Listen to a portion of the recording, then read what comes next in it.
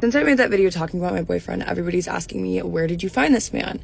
And I have to say it's a miracle that I found him at San Diego State, of all places, but it was no coincidence. Okay, I know what I'm doing. Let me teach you how to get princess treatment. Number one, if that man's misbehavior or mistreatment of you doesn't absolutely disgust you, that is where we're going to start. If a man has ever asked you, what do you bring to the table? I genuinely want you to pull that table directly out from underneath him and let his food spill all over the floor. Because that might be somebody's man, okay? Maybe somebody wants a feminine man, and that's totally fine, but that's not our man. That's not our husband. From this day forward, any man who is not utterly obsessed with you and constantly shows you he cares about you is not attractive to us. Because baby, that is not a provider. Okay, that is not a man in his masculine energy. A man in his masculine energy is a giver. He's a caretaker, not a things taker. And enough of the I'm afraid of a love bomber stuff. My man has been love bombing me for 2 years, every day straight. Okay? That is misinformation at its finest.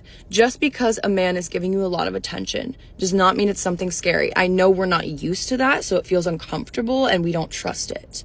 But you have to give someone the benefit of the doubt if they're showing you that they care about you, up until the point where they decide that they don't want to care anymore. If they do, then that's fine, because guess what? Your husband would never do that.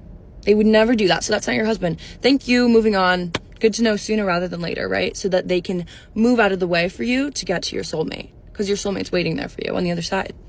Thank you, bye. If he is playing games with you, that is straight up icky. It's giving gesture, and we're looking for the knight, right? We're looking for the king, better yet, that can give you everything you've ever wanted, right? So we don't mess around with the jester, because that's a waste of our time, and he's not going to get us anywhere. I've taught myself this by over and over choosing to make the decision that if you aren't pursuing me in the way that I want to be pursued, I'm not interested. I'm going to just say no. Just say no, right? Boom. Okay. Wouldn't it be fantastic? I just had an idea. Wouldn't it be great if we could get like a room full of women like this and just have them all on one side of the room? I don't know, like 30 of them, and have them just start, like bring a mic to them and then have me on the other side. Just like, this would just be, oof, somebody's going to do. You know what? Somebody out there watching, you want to do that? Put it all together. I'll come. If you can put it in a beach town, I would really, prefer that. Just saying. Girls got to have specifications. All right. Okay, honey. Let's fix your rant. Okay. So she is, number one, she conflates princess treatment, princess, which essentially to her means that you're bowing down to her, princess treatment with provide and protect. It's not the same thing. Provide and protect is masculine.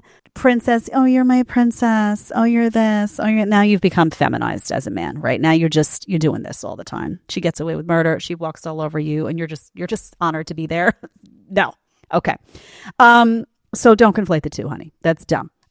She says, if you as a man ask her, what do you bring to the table? And I love this is actually happening. Guys are doing this. They must be watching the show and be like, I'm going to ask this, what she brings. She's acting all entitled. What do you bring to the table? Can you imagine? They got like me in their head, like a little guardian angel on the right shoulder being like, do it. It's fantastic. So I don't have a problem with you asking her, especially if you're asking all this of me. So she equates that with you being a feminine man. Do you see how they have this flipped? They want you to believe that if you stand up for yourself and you say, honey, what do you bring to the table? You're asking all this of me and I'm here and I'm prepared to do it. I'm prepared to do all these things you want, but what are you going to do for me? They want you to think that that's feminine so that you stop doing it. And then instead you start doing what they say is masculine, which is basically be a doormat. And you feel like, oh, I'm doing something good, right? It's masculine. In the meantime, you're a total pathetic loser. So they want you to be lost in this head game, right? Where they get to tell you that what's feminine is actually masculine and what's masculine is actually feminine. So let me tell you something. Asking a woman what she brings to the table is not feminine. This other thing she says of a man being obsessed with you, listen, you can love your woman and you should. You can nurture your woman and you should. You can protect and provide for your woman and be loyal and devoted. All of those things and you should. But this like obsessive, like, oh my God, I need to like know where you are every minute of the day. And I'm like crazy, like mad in love, like this kind of like weird, like you walk on water type of thing. No. And let me tell you something, they'll leave you. These guys who are obsessed and these guys who are love bombing, like she says her boyfriend's been love bombing her for 2 years. Well, honey, I'm glad you enjoyed all that attention. Let us know when you drop him, because you will. You will drop that guy like a hot potato when somebody steps in and has some sense of self-respect to not be love bombing. We're not talking about showing love. We're not talking about nurturing. All that is good. Women need love. We need affection. We need comfort. We need all of those things, right? Being in our feminine means that we need those things from y'all, right? But that doesn't mean that you're love bombing. Love bombing means that you're like throwing constant, oh my God, you're the most amazing thing that ever walked. Like bowing down, like, you know, like the power dynamic is she's here and you're all the way down here somewhere. That's what they want. Don't do it.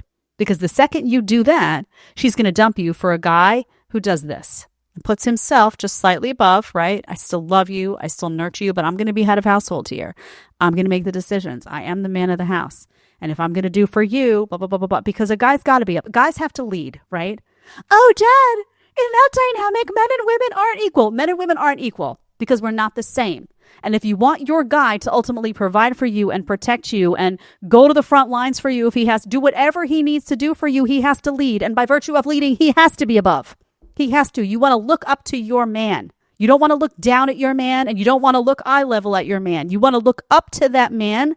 Because if you can't look up to that man, you can't trust him to provide for you and protect you and do all of those things.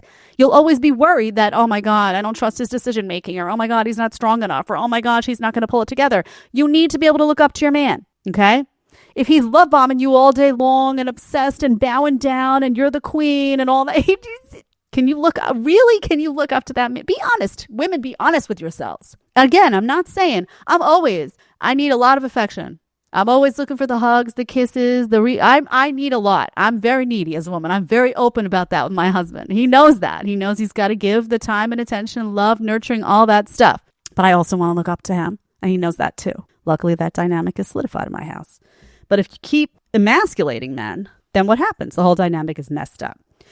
She also says that it's not provider or masculine energy if a guy dares to say things like, what are you bringing to the table? Honey, why are you conflating that? That a male can't be a provider. Oh, so he can't be a provider to you if he expects you to have some accountability for your behavior and your actions? This is such horse crap. Listen, guys, these videos are made to make you feel like in order to get a woman, you have to do what they're saying or they're not going to give you time. Get to a place where you say, honey, I'm not going to do what you're saying, and I'm cool with not giving you time. So, you know what? Because ultimately, they don't want to be alone. These women don't want to be alone. They don't want to be alone.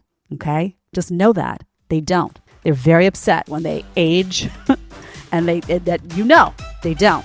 Put your foot down.